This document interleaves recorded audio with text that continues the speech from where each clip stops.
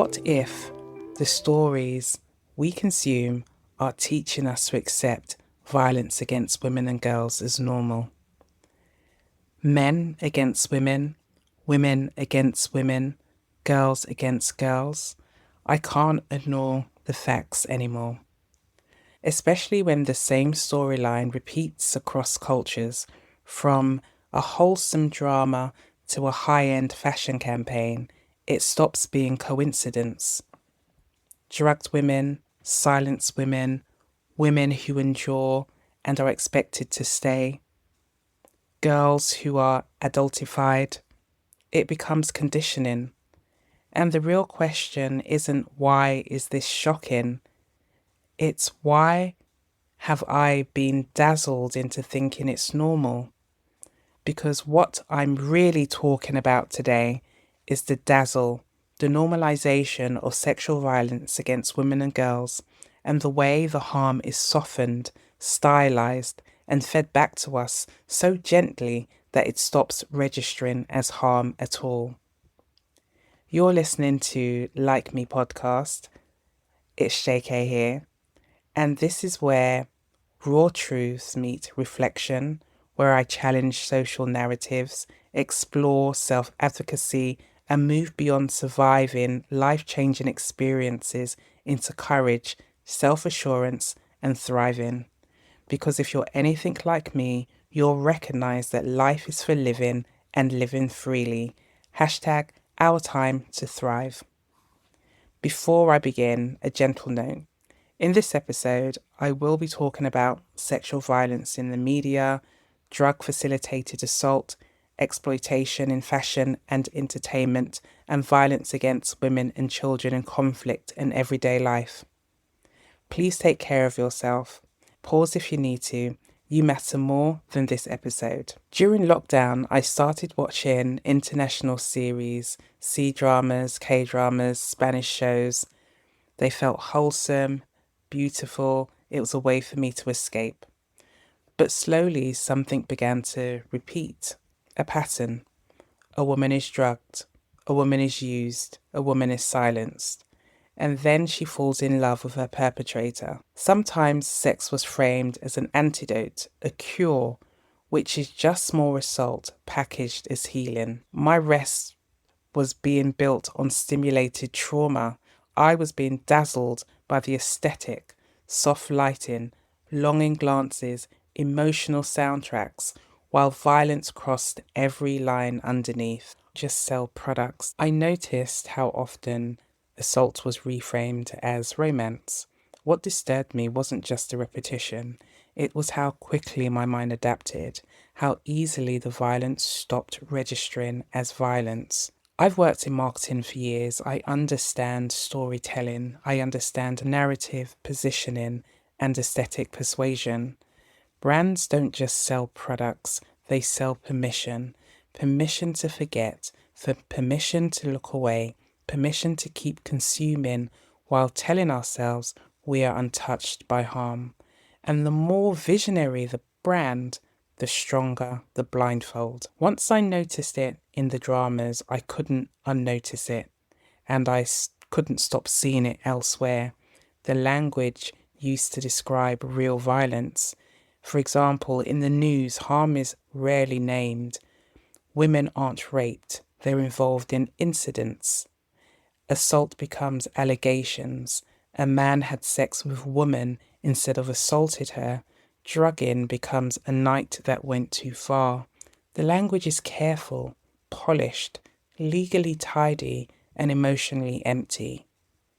Just like the shows I've been watching, violence isn't denied, it's diluted. One aestheticizes harm, the other neutralizes it. Different formats, same outcome. So I started asking myself questions. Who is writing these stories? Who is deciding what counts as romance, as tension, as entertainment? In gaming, women make up nearly half of players, but around 68% of developers are men. And when you look at senior decision makers within the gaming space, the people with the power to shape narratives, around 87% are men. That matters because when the people most affected by violence aren't the ones shaping the stories, harm becomes easier to stylize. Women become props, prizes, punishments. Violence becomes cinematic. Consequences disappear. This isn't about individual intent, it's about structural absence. When voices are missing, their pain is easily aestheticized. But the absence of voices in storytelling isn't just about entertainment, it connects to something darker. This is where it stopped being theoretical for me because I was reminded that the device in my hand, the one I was using to escape, was part of the same system. Coltan, a mineral essential to modern technology, is heavily sourced from the Democratic Republic of Congo. Its extraction has been tied to armed conflict, forced labor, and sexual violence used deliberately as strategy. Since 1999, over 80,000 women, children, and infants have been treated at Pansy Hospital for sexual violence. There are an estimated 40,000 child minors in the region, some as young as 11. When coltan prices surged, reports of mass rape and village attacks surged with them. Not a coincidence, strategy. This isn't accidental violence, it's organized, it's systemic. Sexual violence used to terrorize communities, to control labor, to clear land. And this is the moment it landed for me. This isn't a line, it's a loop. Entertainment, technology, minerals, conflict, sexual violence, and then back to culture. And here's a connection most of us don't want to see. We consume the technology made possible by that violence, and we consume the entertainment that normalizes the same violence, and corporations profit from all of it. And let's talk about who creates that entertainment: the video games, the films, the dramas. The video game industry, as of 2025, women and non-binary developers make up only 32% of game developers. That's up from 24% in 2022, which sounds like progress until you realize men still make up 68%. And when you look at decision makers, developers with 20 or more years of experience, 87% are men, 92% are white men, only 5% are white women, and zero are black women or women of Hispanic, Latino, or Spanish origin at that level. Yet here's the paradox: 46 to 53% of video game players are women. Half of all players, half, but only a quarter create the games. And the result? Women written as props, as victims, as prizes, as motivation for male characters, harm stylized as cinematic, violence gamified without consequence. But it's not just men creating these narratives. Women are complicit too. Women write the dramas. Women consume this content, and women enforce patriarchal norms. In the stories I watched during lockdown, the villains were often mothers, grandmothers, female rivals. Women became the enforcers of the system, so the system itself was never questioned. And here's what I had to face. This is a system that harms women, and women participate in it too. Sometimes as creators, sometimes as consumers, and sometimes as enforcers. But participation doesn't mean we designed it, and recognizing our role doesn't absorb the corporations profiting from it. Now let's talk about the human trafficking, because the connections keep getting darker. Globally, 49.6 million people are trapped in modern slavery. 6.3 million are in commercial sexual exploitation. 99% of them are women and girls. 79% of all human trafficking is for sexual exploitation, and 54% of trafficking victims experience physical or sexual violence during trafficking. During lockdown in 2020, detection of trafficking victims declined for the first time in 20 years. Not because trafficking stopped, but because it moved to more hidden spaces. By 2022, trafficking hasn't decreased, it had evolved. 58% of victims were now trafficked within their own country, in their own communities, their own neighborhoods. In 2024, the US National Human Trafficking Hotline reported nearly 12,000 cases involving over 21,000 victims, two-thirds sex trafficking. The entertainment industry isn't separate from this either. From Jeffrey Epstein's international trafficking ring to Harvey Weinstein and the film industry abuse exposed in 2017, the pattern is clear. Sexual violence isn't just portrayed in entertainment, it's perpetrated by those who create it, protected by those who profit from it. And the technology industry, hosting the content, platforming the games, profiting from minerals extracted through violence, amplifies the narratives. It's all connected, one system operating across sectors. And we participate by consuming, by not paying attention, by accepting it as normal. But research on media effects shows this clearly. Repeated exposure doesn't just reflect attitudes, it shapes them. Women internalize silence, men become desensitized, and culture absorbs the message. What we repeat, we normalize. What we normalize, we accept. What we accept, we perpetuate. Violence against women and children is confronted sometimes. There are moments when the world pays attention, when outrage is loud, when silence becomes impossible. But confrontation is not the same as lasting accountability. Accountability is inconsistent, memory is short, and forgetting is profitable. We see this in how authorities respond. In 2025, China's media regulators are tightening rules on television and online dramas to remove storylines that glorify wealth, power, and sexual exploitation, meaning violence against women and girls is being edited out of entertainment, not interrogated or confronted.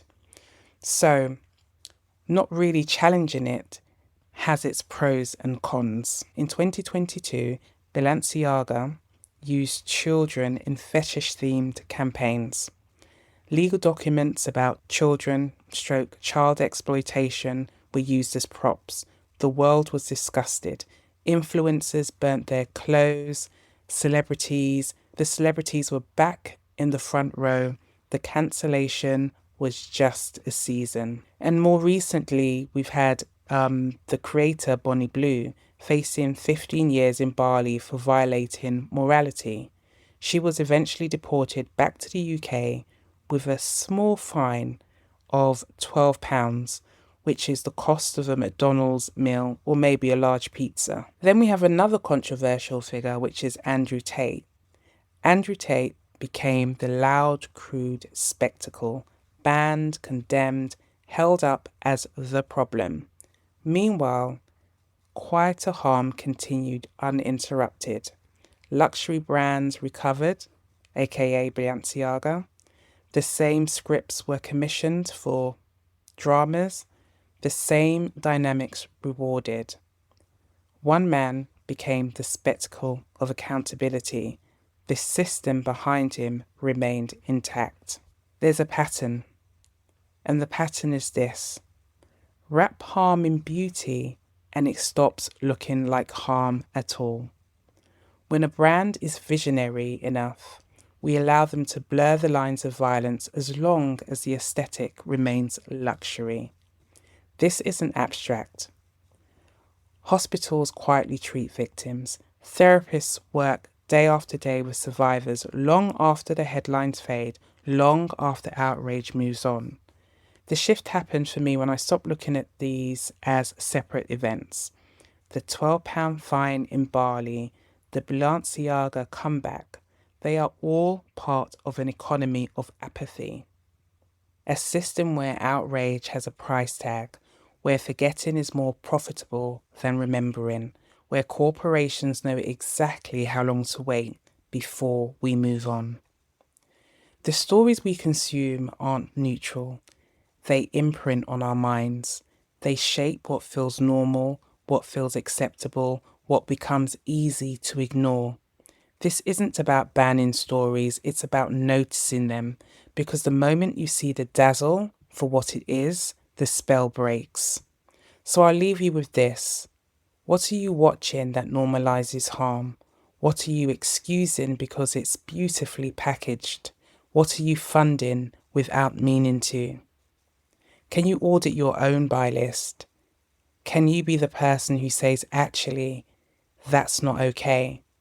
Because we have to wake up. We have to stop being the audience for the beautiful harm. Corporations respond to money, and we control what we watch, what we buy, and what we support. We're in this together, not because it's easy, but because once you see the pattern, you can't unsee it. We can't ignore the facts anymore, but we can choose what we do with them. Thank you for listening to this episode of Like Me podcast. If anything I've shared has made you stop, think, or see yourself just a little bit clearer, fantastic. I love this for you. I love this for me. And honestly, I love this for us. And if this episode shifted something in you, give yourself a moment to sit with it. And if anything felt a little bit too heavy, speak to someone you trust. What I've learnt is that we don't heal in isolation, and you don't have to carry any of this alone.